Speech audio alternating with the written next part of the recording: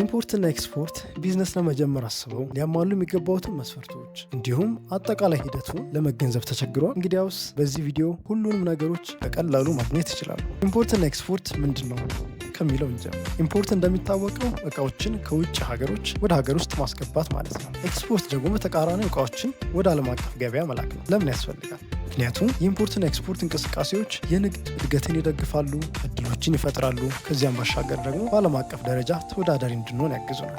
ማሟላት ያለብን ቁልፍ መስፈርቶች ምን ናቸው? ኢትዮጵያ ውስጥ ኢምፖርት ወይም ኤክስፖርት በህጋዊ መንገድ ለመጀመር የሚከተሉት ነገሮች የግድ ያስፈልጉናል። በህግ የተመዘገበ ወይም ህጋዊ ንግድ፣ የኢምፖርት ወይም የኤክስፖርት ፈቃድ፣ ስለ ጉምሩክ፣ ቀረጥ፣ ታክስና አስፈላጊ ሰነዶች ግልጽ የሆነ ግንዛቤ፣ ትክክለኛ ኮመርሻል ኢንቮይስ፣ ፓኪንግ ሊስት እና ሌሎች የማስጫኛ ሰነዶች፣ የኤችኤስ ኮድ እና የእቃ ወይም የምርት ምደባዎች እውቀት ያስፈልገናል። እነዚህ ነገሮች እንግዲህ በትክክል መረዳት አላስፈላጊ መስተጓጎልና ያልተጠበቁ ወጪዎችን ያስቀርልናል። ማስወገድ ያለብን የተለመዱ ስህተቶች ወይም ችግሮች፣ ተግዳሮቶች የተወሰኑትን ለማየት እንሞክር። የተሳሳተ ወይም የጎደለ ሰነድ መኖር፣ የተሳሳተ ኤችኤስ ኮድ መጠቀም፣ የጭነት መዘግየት፣ ያልተጠበቁ የጉምሩክ ክፍያዎች፣ የክትትል ችግር ወይም ከአቅራቢዎች ጋር ያለ ደካማ ግንኙነት ተጠቃሽ ናቸው። እነዚህን ችግሮች ማስወገድ እንግዲህ ጊዜን፣ ጭንቀትንና የገንዘብ ኪሳራን ያስቀርልናል። የኢምፖርትና ኤክስፖርት ንግድን ለመጀመር ከልብ ካሰቡ ትሩፓዝ ሎጂስቲክስን ሰብስክራይብ ማድረግዎን ያረጋግጡ። በቀጣይ ቪዲዮ ኢምፖርትና ኤክስፖርት በኢትዮጵያ ንግድ ውስጥ ያላቸውን ጉልህ ሚና እናያለን። ስለተከታተሉ